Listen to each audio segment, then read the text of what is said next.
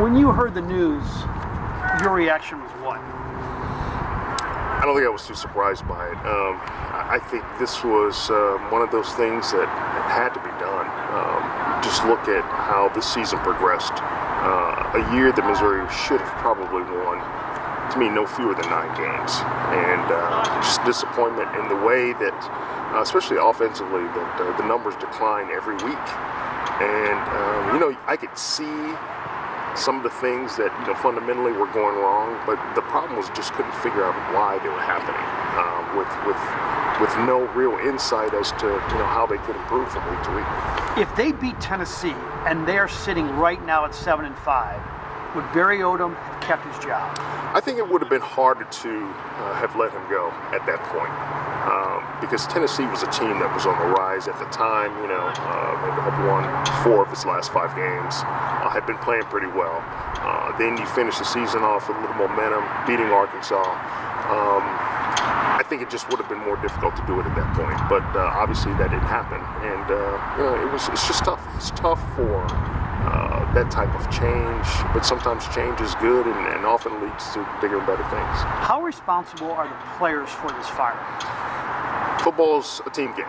You win and lose as a team, and you guys know how I feel about coaches can prepare players, and as a former player, you have to take responsibility and ownership when you're on the field.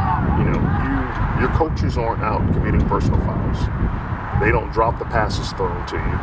They don't miss the blocks. They can prepare you for these things. And we've seen virtually a lot of these players doing the same thing over, in past years. They've been able to achieve, to me, a level of play that they should have been proud of. This year, I don't know. I don't know what happened to this team. It just kind of fell apart at the wrong time. If you're Barry Odom, what's the one thing you second guess yourself? Or what's the one thing you second guess Barry Odom? And maybe if he would have done this, things would have turned out different. What would be one thing that would jump out at you? I think that's really hard to say. Truthfully, I'm not in the locker room on a day-to-day basis.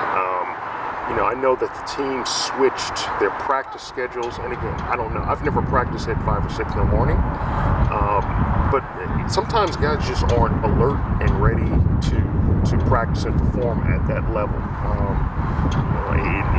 I can't say that that's the one thing that happened, but who knows? I mean, there's probably a combination of things that kind of led to this, but some point you've got to be able to take responsibility for the product on the field. And as a head coach, it's unfortunate, but that's what happens.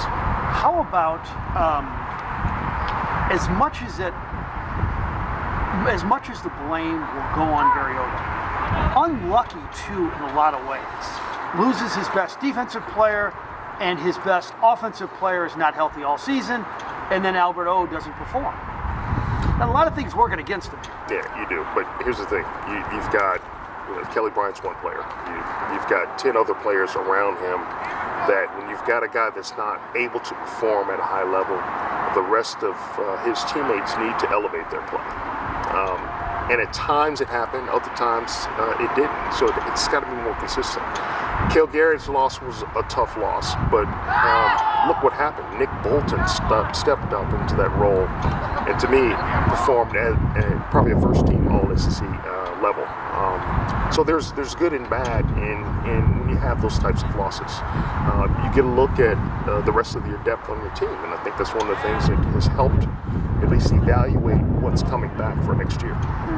What about how good a job this is?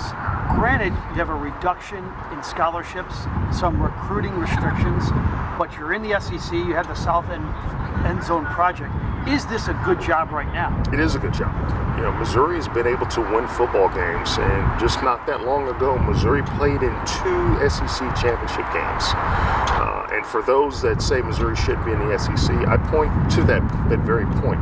In its second and third year in the conference, you're playing in that championship game. In the first year, which was the last year of the BCS, if you beat Auburn, you're playing for the national championship. There are teams that have been in the SEC that have not even played in an SEC championship game. So, I just kind of, brush that off as just people that think they know a lot about football that really don't. All right, so to lure another coach, you're going to have a lot of money. does the athletic department, you believe, have the money to get a big coach to leave his situation and come to Mizzou? I don't look at the bank accounts, but the school has the resources to be able to get done what it needs to get done. I don't think they make that change within 24 hours of the Arkansas game if the school's not ready to make that commitment.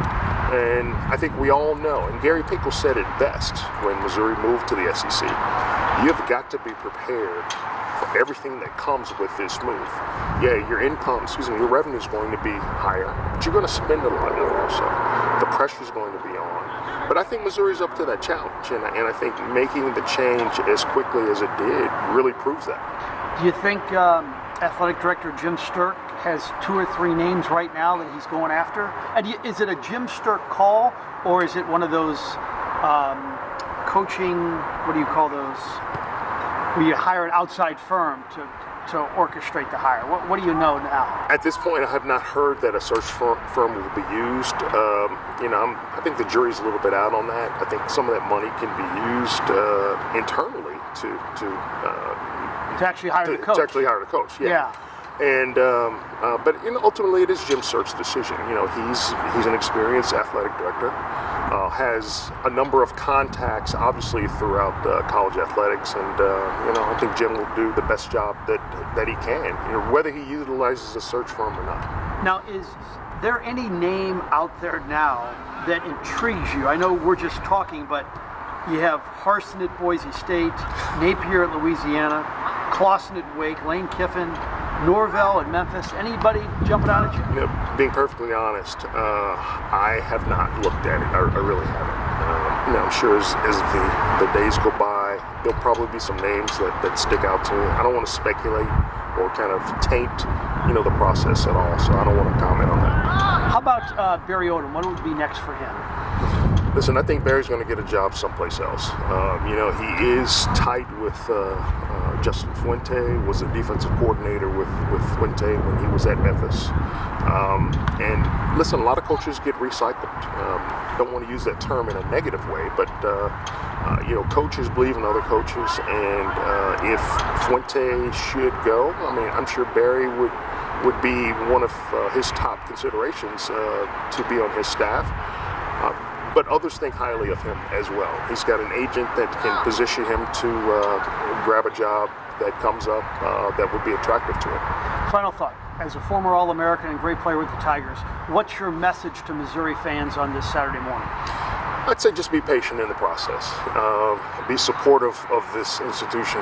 Missouri's got a lot to offer. It was unfortunate with Odom at the helm and that he couldn't do the things that he really wanted to do, and he worked his butt off to try to do that. Listen, with a few bad breaks that could have been overturned, some bad calls that went against Missouri's way, this could have turned out far differently than Barry. There are a lot of things to consider in a coaching tenure.